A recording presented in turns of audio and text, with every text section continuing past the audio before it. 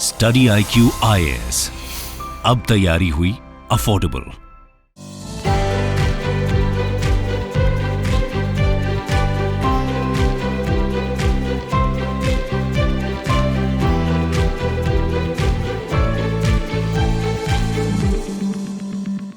नमस्कार दोस्तों, स्वागत है आप सभी का स्टडी IQ में। मैं हूं आपका दोस्त राहुल सायगांवकर।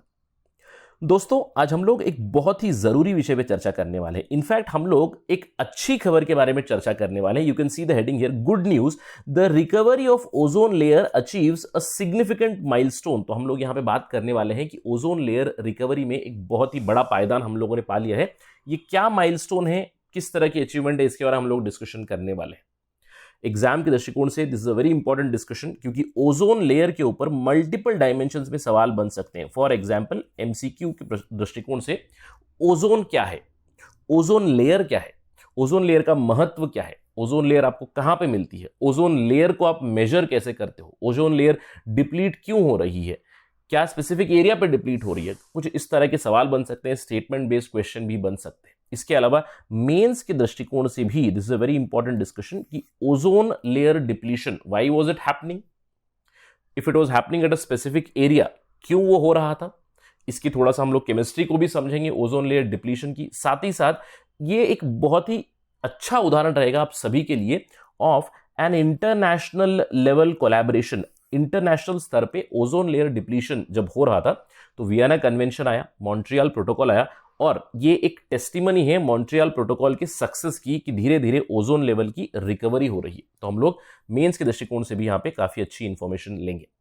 इनफैक्ट इस डिस्कशन के अंत में हम लोग ये भी चर्चा करेंगे कि रिकवरी की राह पे हम लोग हैं, तो क्या ये मौका है ईज आउट होने का, क्या ये मौका है थोड़ा सा रिलैक्स होने का, इसके बारे में हम लोग जानेंगे। Is it a moment to rejoice और is it a moment to be more cautious, इसके बारे में हम लोग डिस्कशन करेंगे and then will finish our interaction. तो ये एजेंडा रहेगा आज हमारी चर्चा का। To get to know all this important information, stay with me on study IQ till the very end. चलिए चर्चा की शुरुआत करते हैं, लेकिन उससे पहले आपको ध्यान रखना है कुछ ही दिन आपके पास बचे हुए हैं। 31 अगस्त तक हमारी 4th फाउंडेशन बैच की एडमिशन ओपन है। क्लासेस शुरू हो चुकी है, लेकिन डू नॉट वरी, जो भी आपकी क्लासेस मिस हुए, कुछ क्लासेस, 2-4 क्लासेस जो भी मिस हुई है, उसकी रिकॉर्डेड सेशंस आपको मिलेंगी। You can watch it multiple times.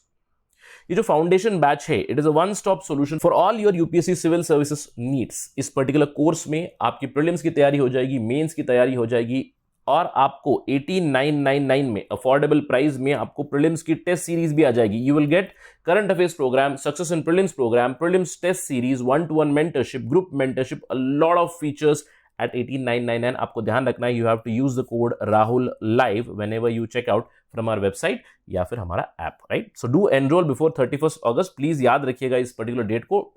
Although I would say avoid the last minute rush, enroll as soon as possible. चलिए चर्चा पे वापस चलते हैं। सबसे पहले खबर के बारे में बात करते हैं। खबर क्या है, जैसे कि मैंने आपको बताया, it's a good news. Concentration of the ozone depleting substances has reduced significantly। एक सिग्निफिकेंट माइलस्टोन हम लोगों ने पाया है 2022 में। अगस्त 24, 2022 को national oceanic and atmospheric administration, जो यूएसए का इंस्टीट्यूशन है, उन्होंने फोरकास्ट दिया था कि ओजोन डिप्लीटिंग गैस इंडेक्स जो है वो काफी कम हुआ है, यानी कि अर्ली 1990s के लेवल पे पहुंच चुका है। NOAA ने सैंपल्स कलेक्ट किए at remote sites across the globe. अलग अलग जगह पे सैंपल्स उन्होंने देखे, जहां पे उन्होंने ये ऑब्जर्व किया कि ozone depleting substances in mid latitude in the stratosphere they have fallen by 50%. in fact according to NOAA, इसका मतलब ये है कि जो हमारी 1980 में ओडीएस थी, यानी कि ओजोन डिप्लीटिंग सब्सटेंसेस थे, उस लेवल पे हम लोग पहुंच चुके हैं। यही है सिग्निफिकेंट माइलस्टोन। क्यों? क्योंकि वर्ल्ड कम्युनिटी ने 1980 को सेलेक्ट किया था एज अ बेंचमार्क ईयर, क्योंकि इस साल से ओजोन डिप्लीशन के ऊपर काफी ज्यादा फोकस आया। साइंटिफिक और पॉलिसी लेवल पे जो लोग थे, उन्होंने देखा कि इस पर्टिकुलर तारीख से, अप्रॉक्सीमेटली 1980 से ओजोन डिप्लीशन काफी ऑब्वियस बन गया था, और इसके जो एडवर्स कॉन्सिक्वेंसेस थे वो हायर लैटिट्यूड्स में बहुत ज्यादा देखे गए थे। तो अभी एक माइलस्टोन ये है कि हम 1980 लेवल पे पहुंच चुके हैं। उस लेवल पे जो ओजोन डिप्लीशन हुआ करता था, उस लेवल पे हम लोग पहुंच चुके हैं। That means we have reversed the ozone layer depletion to a large extent, almost by 50-60%। ये है गुड न्यूज। अब हम लोग बात करने वाले हैं ये ओजोन लेयर क्या है, ओजोन लेयर डिप्लीट क्यों होता है और ये जो हम लोगों ने अचीवमेंट पाई है, सिग्निफिकेंट माइलस्टोन आए हैं, ये क्यों आए हैं। सबसे पहले व्हाट इज ओजोन लेयर। अब उससे पहले what is ozone. Ozone is oxygen molecule O3। 3 oxygen molecules जब मिल जाएंगे तो वो ओजोन बन जाते हैं। Ozone is a gas. In fact ozone अगर लोअर लेवल पे, हमारे लोअर लेवल पे यानी कि ग्राउंड लेवल पे आपको मिलेगा तो ओजोन दूसरे केमिकल के साथ मिलकर आपको और भी ज्यादा पोल्यूटेंट्स बना सकता है, but ozone at higher levels is required for our safety. Ozone एक लेयर है जो हमारे स्ट्रेटोस्फीयर में मिलता है। आप देख सकते हो एटमॉस्फेयर में सबसे पहला पायदान है ट्रोपोस्फियर, ट्रोपोस्फियर के बाद स्ट्रेटोस्फियर आता है, स्ट्रेटोस्फियर का ही भाग है ओजोन लेयर। आपको ध्यान रखना है ओजोन लेयर एक गैस की परत है, एक गैस की लेयर है which is found in stratosphere. तो स्ट्रेटोस्फियर में ओजोन लेयर मिलता है और ये ओजोन लेयर हमें बचाता है सूरज की अल्ट्रावायलेट किरणों से, राइट। जो अल्ट्रावायलेट रेडिएशन अर्थ में एंटर होती है उसको ये कैप्चर करता है, अर्थ के अंदर आने नहीं देता है। अगर अल्ट्रावायलेट रेस आएंगी तो क्या होगा हम लोग थोड़ी देर में देखते हैं, but remember that ozone layer it is present in stratosphere. 90% of that is present in stratosphere और इसका काम क्या है, सन की अल्ट्रावायलेट रेस से ये हमें प्रोटेक्ट करता है। अब सवाल ये उठता है कि सर पहले से ओजोन लेयर था ये, तो ये डिप्लीट होना क्यों शुरू हुआ, राइट। देखिए ओजोन लेयर डिप्लीशन के बारे में 1974 में कुछ केमिस्ट थे, मारियो मोलिनो, शेरवुड रोलैंड और पॉल क्रडसेन। इन्होंने वार्न किया कि जो रेफ्रिजरेंट्स हम लोग इस्तेमाल कर रहे हैं पूरे विश्व में, refrigerants for refrigeration needs, for other needs, chlorofluorocarbon जो इस्तेमाल कर रहे हैं, ये धीरे धीरे they are reaching the stratospheric level, वहां पे ओजोन लेयर को डिप्लीट कर रहे हैं। अब डिप्लीशन को समझने के लिए हमें सबसे पहले यह जानना पड़ेगा ओजोन लेयर कितना है। जैसे कि मैंने आपको बताया ये जो ओजोन लेयर की परत है something like this you can see over the earth in the stratosphere. अब ओजोन लेयर को सबसे पहले हम लोग मेजर करते हैं इन डॉब्सन यूनिट, राइट। इसको मेजर करने का यूनिट है डॉब्सन यूनिट, ये साइंटिस्ट डॉब्सन ने दिया था। एक डॉब्सन यूनिट कितना होता है, एक Dobson unit is basically equal to ozone molecules जिनकी जरूरत पड़ती है to create 0.01 mm ozone thickness layer. यानी कि एक डॉब्सन यूनिट कितना होता है, कितने O3 मॉलिक्यूल्स चाहिए जिससे कि 0.01 mm की एक ओजोन थिकनेस की परत बने। अब हमारे अर्थ के ऊपर जो ये लेयर दिखाई दे रही है ये कितने थिकनेस की लेयर है, आपको ध्यान रखना है। This is a मियर 3 millimetre thickness, केवल 3 mm की ओजोन की लेयर है। इसका मतलब क्या है, एवरेज आपका ओजोन लेयर के अंदर कितना डॉब्सन यूनिट होना चाहिए, एवरेज ओजोन लेयर के अंदर 300 डॉब्सन यूनिट होने चाहिए, right. So average value of ozone layer is 300 Dobson units और 3 मिलीमीटर थिकनेस।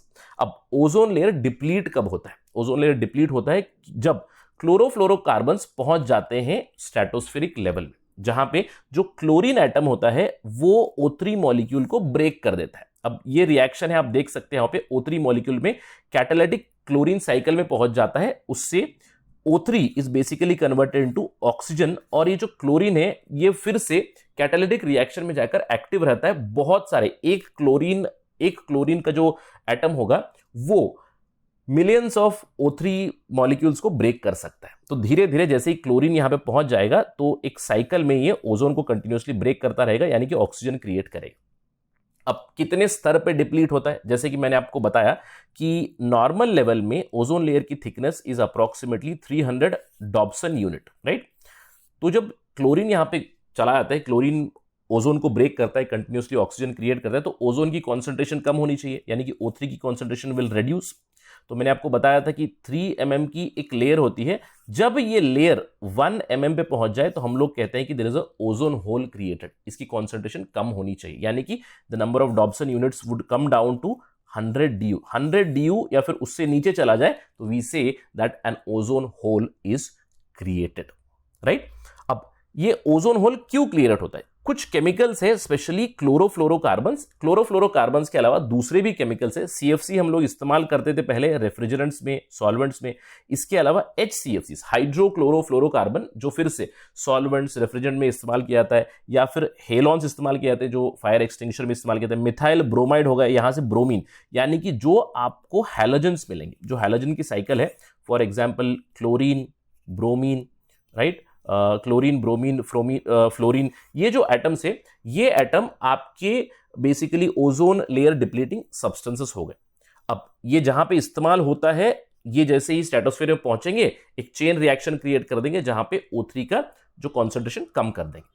अब सवाल ये उठता है कि सर अगर ये अर्थ है तो अर्थ में ओजोन लेयर डिप्लीशन कहां हो रही है? देखिए आपको ध्यान रखना है, अर्थ के नदर्न पोल पे भी ओजोन लेयर डिप्लीशन हो रही है, सदर्न पोल पे भी ओजोन लेयर डिप्लीशन हो रही है, यानी कि you find ozone hole one over the Arctic and another over the Antarctic, right. अब हायर लैटिट्यूड्स में आर्कटिक रीजन में भी आपको एक ओजोन होल मिलेगा और अंटार्कटिक रीजन में भी एक ओजोन होल मिलेगा।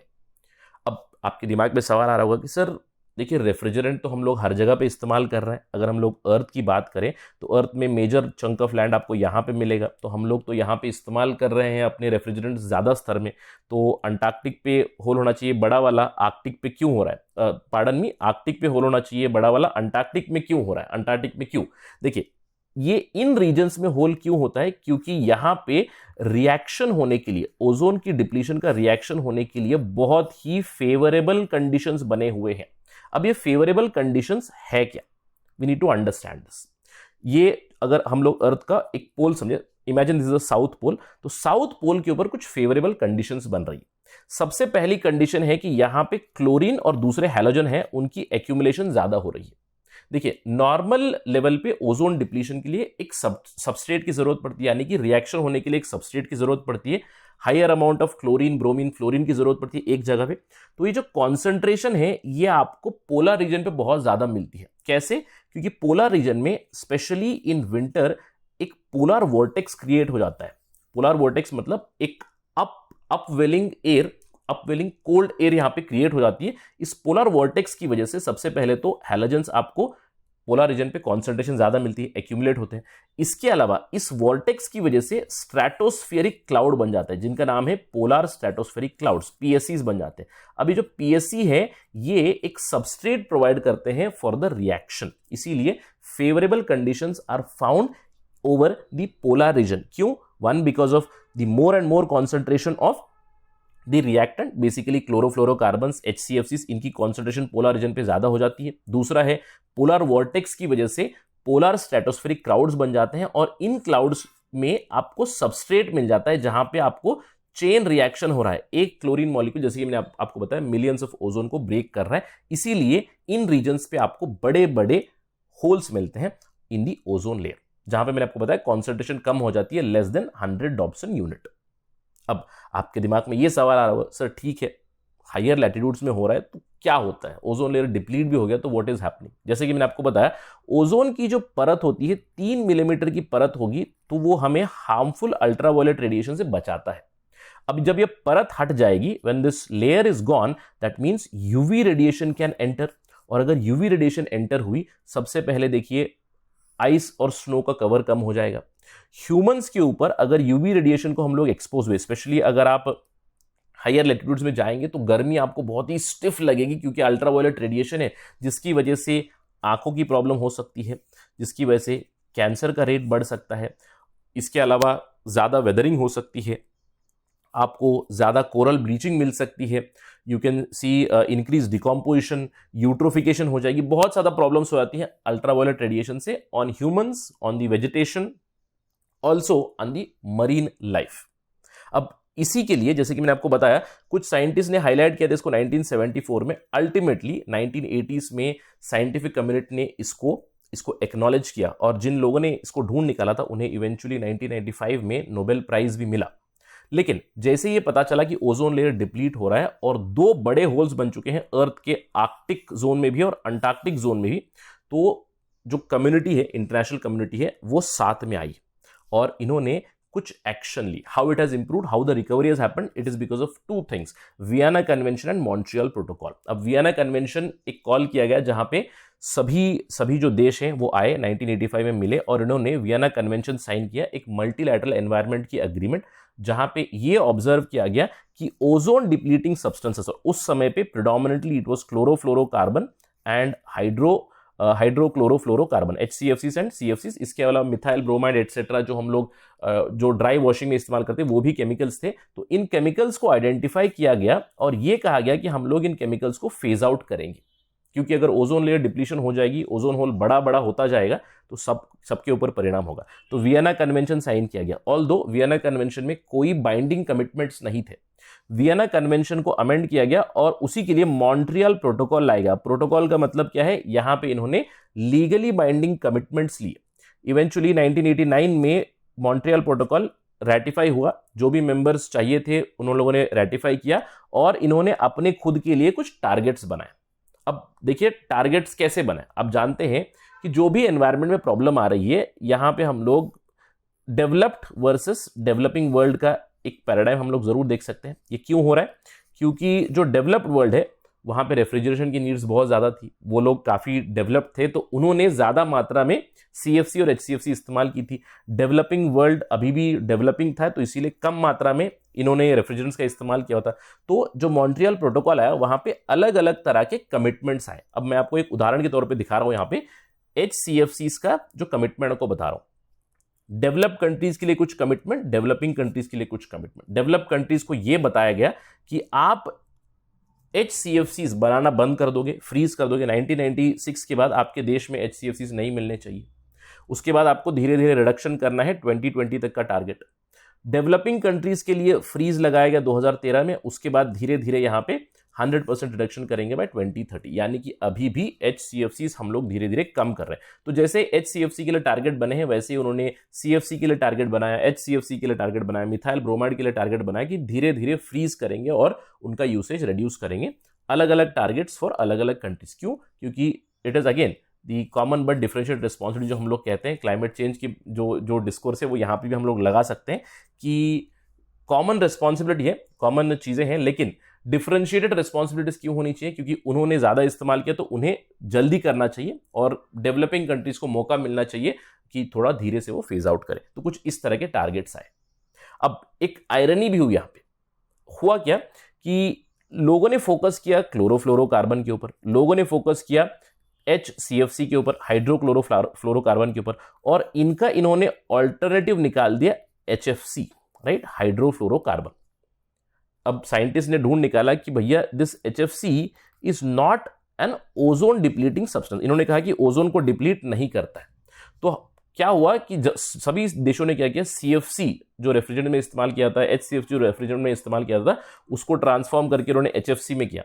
लेकिन अभी रिसेंट टाइम्स में जब से global warming, climate change discourse आ चुका है, तो यहां पे ये आइडेंटिफाई किया गया कि जो हाइड्रोफ्लोरोकार्बन्स को शिफ्ट किया गया था, hydrofluorocarbon although it is not an ozone depleting substance, लेकिन ये ग्रीन हाउस गैस है। इसका ग्रीन हाउस गैस पोटेंशियल 12 से 14,000 तक है।